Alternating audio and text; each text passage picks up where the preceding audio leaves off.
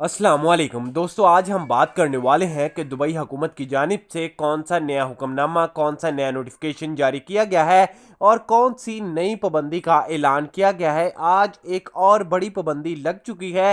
अगर आप भी शारजा, दुबई या अबू धाबी में रह रहे हो, इन तीनों रियासतों में, तो ये वीडियो मैं आपके लिए बना रहा हूँ। चाहे आप विजिट पर गए थे, चाहे आप वर्क वीजे पे वहां पे काम कर रहे हो, किसी भी तरह से आप मुत्तहदा अरब अमारात में मौजूद हो, तो ये वीडियो आपके लिए बहुत ही खास होने वाली है। नेकी का काम समझकर इस वीडियो को अपने दोस्तों के साथ भी शेयर कर देना है।